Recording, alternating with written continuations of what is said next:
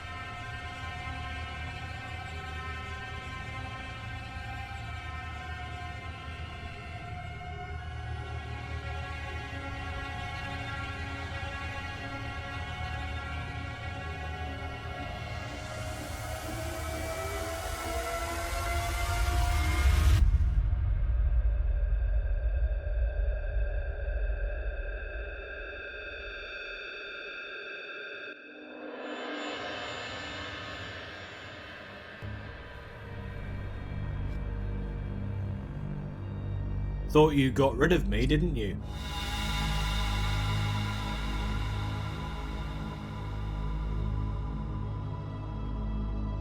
Chrismadagames, Nice to see you again, doppelganger. what the hell do you want? I want you to play a game for me. But you don't even like video games. Your channel doesn't even contain gaming. My channel doesn't have anything at the moment. There's no love. No care. Not even the promise you made me 6 months ago. Where's my bloody Swedish lesson, CMG? It's coming. I've just had so much. That's what you said 6 months ago. Fine. Have it your way. You can play your retro games. But I'm gonna make things interesting. What the hell do you mean by that? You have to play the games that I choose. You gotta be kidding me. Fine, where's this game? You think I'm just gonna give it to you just like that? It's over in the chicken coop. You got 2 legs, why don't you just go down there and go fetch it? Make a review on it as well. Don't just play it like you normally do. You want me to review it? Well, didn't you do a top 10 video on, what was it? Tony the Tiger? Top 10 Tekken stage. Oh right, yeah, that's it. So, run along now. Go get your game. Time's running out, son.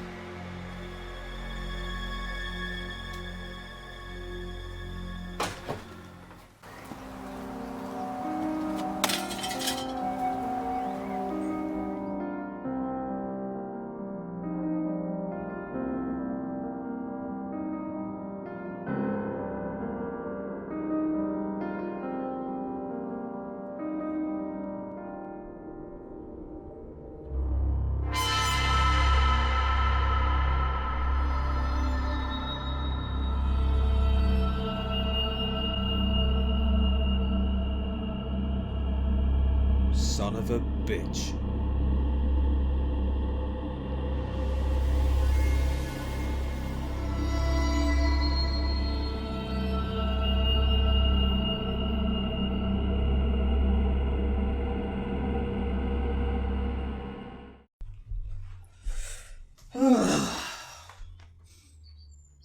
Well, it's time to do a review.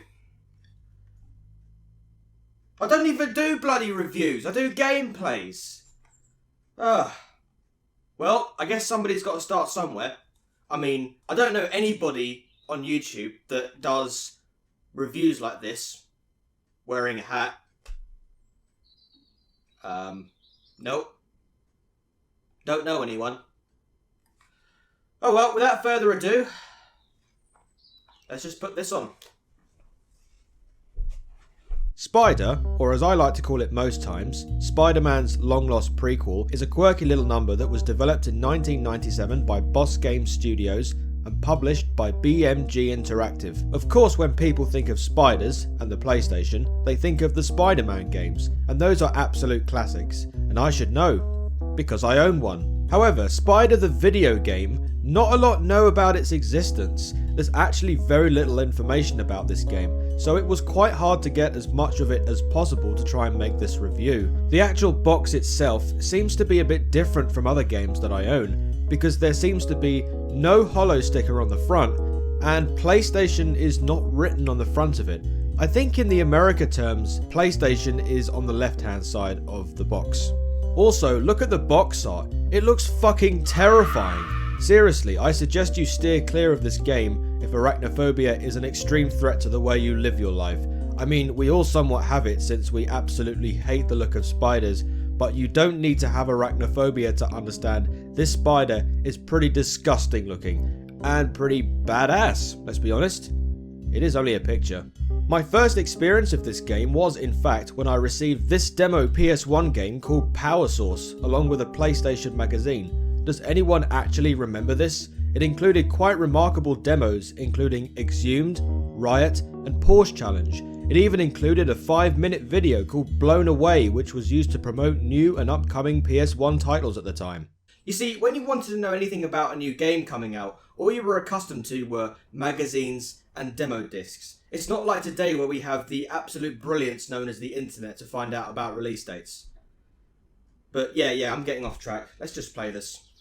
Okay, so the premise to this game is quite interesting at first glance. The mind of a genius, the body of a spider. In this game you follow a mortally wounded scientist, supposedly a man known as Dr. Michael Kelly, who is starting a series of experiments. During one of these procedures, he accidentally implants his consciousness inside a nanotech Marvel cybernetic spider. This proves to be a success. However, a secret organisation known as Microtech, led by simply a brain inside a regular jar, yeah, try to work that one out, is out to try and steal the technology. This leader orders 2 agents to go out and retrieve it. A lady wearing glasses and another man who, to be honest, looks pretty badass. Almost like Agent 47 from Hitman, just with some hair. The pair manage to sneak into Dr. Kelly's lab. Kelly then notices the 2 spies pointing guns at him and is seemingly about to abort the entire experiment by shutting it down. Suddenly, the badass looking man starts to shoot his gun everywhere, destroying various parts of the lab, even accidentally shooting Kelly, seriously wounding him in the process. The 2 of them end up stealing Dr. Kelly's lifeless body because the transmitter supposedly transferring his consciousness to the cybernetic spider was still not yet complete. The spider, now with Dr. Kelly's trapped mind inside, proceeds to follow the 2 agents in an attempt to get his body back. And this is where the game begins. So as you pretty much figured it out already, you do indeed control the spider with the aid of Dr. Kelly's conscience. To fight not just to survive, but also to get back your body, so you can be human again. The player must rove within full 3D environmental levels. Some are short, but they're packed full of things for you to try and avoid, and at the same time collect. The first of these levels being based on Dr. Kelly's laboratory, where the spider was originally created. Here you'll run into a series of obstacles such as lab sinks, test tubes, fire hazards, acid, and of course some of the many cybernetic creatures such as wasps that shoot out blue orbs, metal spiders, these annoying jumping earwig grasshopper hybrids, slugs that take 2 hits with a missile, praying mantises that come out of the ground and shoot boomerangs, red scorpions also shoot blue orbs, huge mice, evil cybernetic mice, and of course bats that drop bombs on you. Yeah, you know what, bats are pretty generic, they're seen in every game pretty much. Aside from Dr. Kelly's lab, there exists a plethora of other worlds you can visit on your quest to get back your body. These include factory, city, museum, sewers, and finally the Evil Laboratory, all of which have unique levels, showing the game's variety. The Wells level in the sewers world, one you can see here, is actually the level you play in the Power Source demo version of the game. Some of these levels are straightforward and fairly short, while others require some working out to get where you need to be. Although the levels look 3D and seem as though you can move anywhere you please, the directional movements are linear and will direct you straight to the exit if you just keep pressing either left or right, depending on where the exit is in the level. So all you'll need to do is kill enemies, collect these DNA sample shards that you can find scattered around. Getting 100 of these will get you an extra life, weapon pickups, and a lot of life, which you will need because this game can be extremely unforgiving at times. What's rather interesting about this game is that the fact that this cybernetic spider that you have at your fingertips is more than the average spinning web attack and catching prey. This spider is unique in that it can fire weapons, big weapons, fucking guns. And knives, apparently. Oh, a fight! You can get these weapons in the form of pickups that you can find scattered around the levels. My personal favourite is the flamethrower. You can use it to burn the enemies alive. Ha ha ha! Love doing that shit. I love watching them explode, because that's how insects usually die. Well, they are cybernetic. Other weapons that you can pick up are a missile launcher, a poisonous gas dispenser, a boomerang, a gun that fires out electrical shocks, and finally, well, a shotgun and a knife that I've never really used before because I've been through quite a lot of the levels and there hasn't been one time where I've had to use a shotgun and a knife. So why are they seen on the front cover of the game? Is this a secret admirer of the movie Food Fight where some of the food icons briefly seen in that abomination of a movie get center stage of the cover, whereas the main characters seen throughout it get a backseat? Actually, that's a terrible analogy. Get that out of here. For me, Spider the video game is very cute and creative. I do like the variety of levels that it gives here, but did I mention something about this being unforgiving? I did, didn't I? Which means we're going to have to delve into the stuff about this game that sucks. So let's dive in. So remember when I mentioned something about those annoying grasshopper earwig hybrids that you first see in the city levels?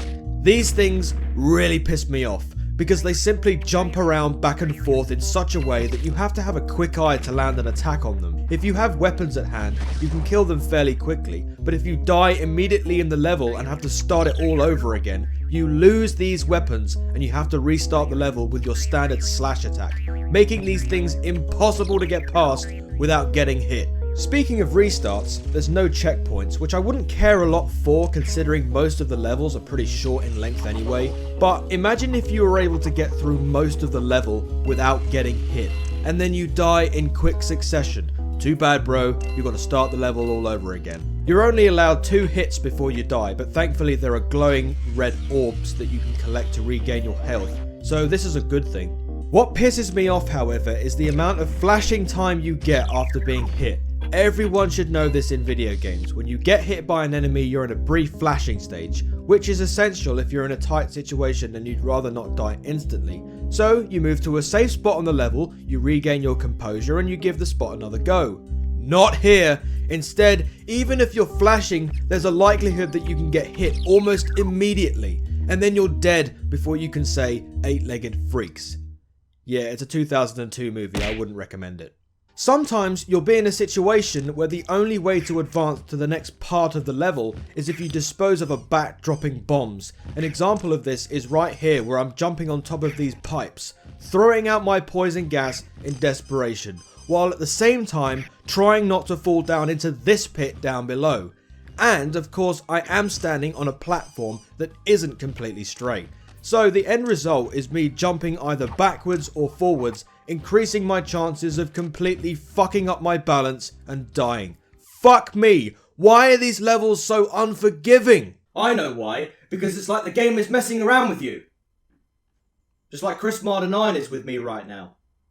There's even a level known simply as Park, where the very first thing you do is attempt to jump from this platform here, and then attempt to jump directly onto the log in front. Remember in the Angry Video Game Nerd's Frankenstein for NES episode where he mentions about it being virtually impossible to jump onto these lily pads to get to the land, and failing to do so resulted in you fighting a merman underwater? Same thing applies here. It's virtually impossible to do this without conceding at least a hit. If you take a run up and try to jump, it won't be enough to clear the distance. But if you thought that's annoying, even making the run up before you jump, there's a possibility you'll get hit here as well. Thankfully, this is the only place I've seen so far with these so-called leaps of faith, but it's still a shit stain on an otherwise quirky title. There'll be times where you can find a power-up where it's literally impossible to get at it without risking a life or two. In one of the factory levels, there's a power-up just underneath the conveyor belt. Now, in this situation, you need to get yourself underneath the belt, hang down from your web, and then hope you can collect it quick enough before the conveyor belt carries you over to the other side. Ah! Fuck me! Then, you have other places where, unless you can perform the most accurate leap of faith, there it is again, possible, you'll be able to collect the pickup without making yourself look like a fucking idiot and falling down, losing a life. Oh, this fucking power-up is hard to get. Why is this game so ass? Sometimes. One other annoying skid mark of this game is actually collecting the DNA shards themselves. Now, as I mentioned before, if you collect 100 of these, you gain an extra life. Now, in other games where you have to collect things to gain extra lives, let's just take Crash Bandicoot with apples and Super Mario with coins. If you see some of these scattered all in a row, or if they're scattered around you, all you would need to do is run around them or make a long run, and you can collect these in one swoop.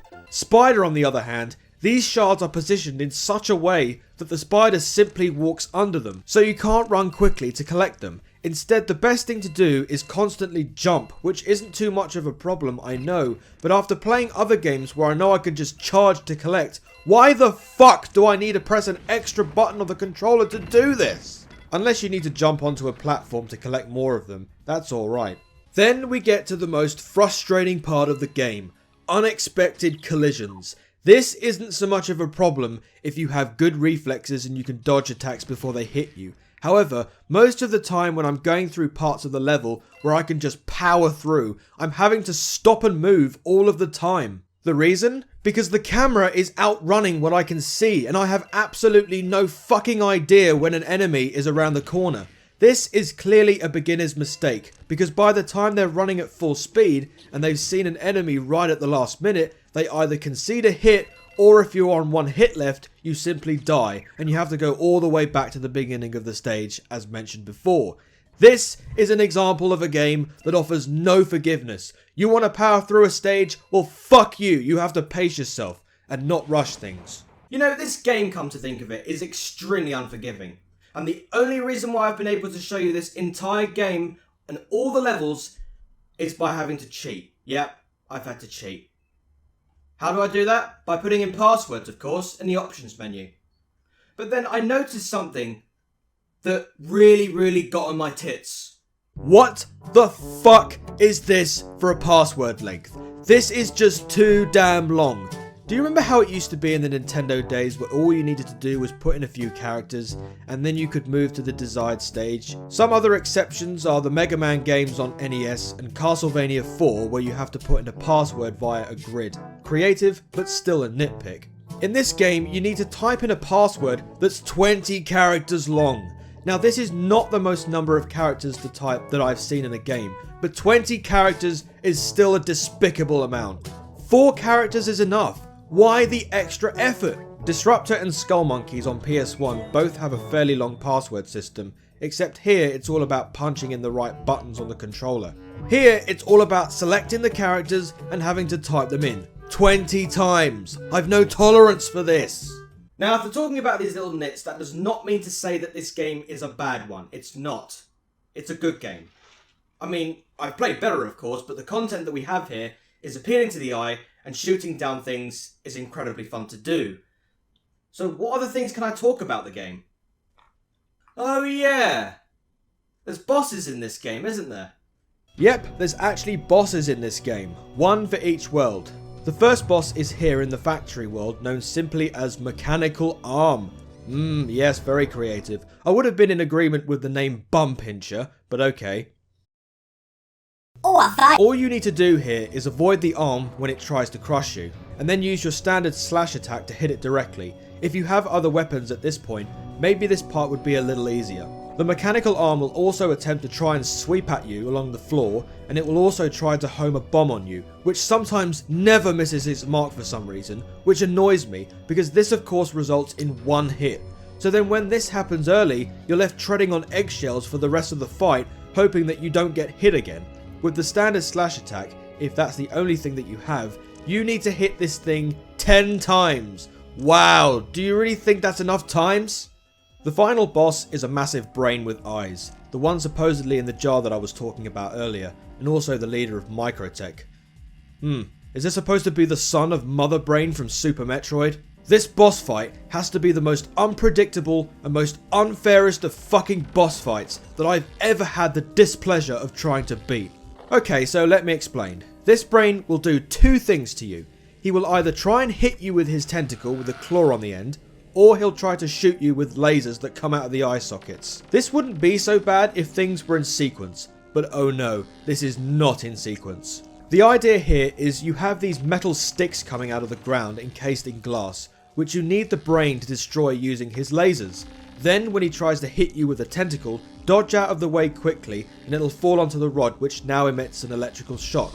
If the tentacle falls onto this, it'll electrocute the brain momentarily. This needs to be done 6 times, or so I gather. I've not gone past this part because I haven't fucking beaten him yet. Again, I mentioned something about patterning being important to beat this boss, but of course there's no such thing. Instead, you're virtually standing there next to the rod, waiting for him to do something. You're hoping at this point lasers will come out so he can destroy the rod, but because there's no pattern to his attacks, he can catch you off guard almost every time. If you stand there waiting for lasers and he gets the tentacle out while you're not expecting it, he hits you. If you stand there waiting for lasers, he shoots and you accidentally fall into the line of his shot, he hits you. If you're trying to get to the next rod and he shoots his lasers without warning, he hits you. Hell on earth, he can shoot lasers at you even when he's not looking at you. What the fuck? So even when you absolutely know what to do to beat him, he has you covered everywhere. It's an absolute troll. Prepare to see this game over screen a lot. Well, that's the game. So, to summarise this up, we've got a lot of content that serves its purpose. It's got a lot of elements with it that prevents it from looking stale, such as a variety of level themes, weapons you can use, a flurry of enemies that you can meet along the way. Of course, you have the shit passwords, pointless leaps of faith, and hard to reach power-ups, but other than that, I say it's a passable game. Tolerable, if you will. Now, what the hell do I do now? Am I supposed to wait for the next game? How the hell do I do that?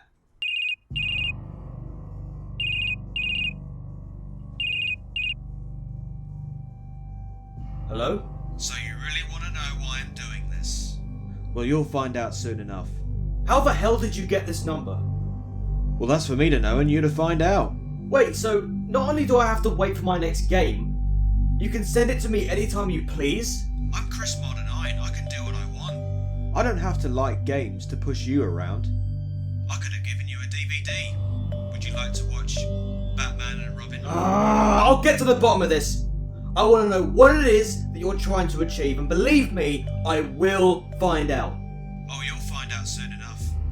For now, you play the games that I want, at the time I give. Are we clear on that? Who the hell gave you permission to tell me what to do anyway? Are you questioning me? Now you listen to me very carefully. This is CMG Need to Know time. When you dance with the devil, you wait for the song to stop. Know what I mean?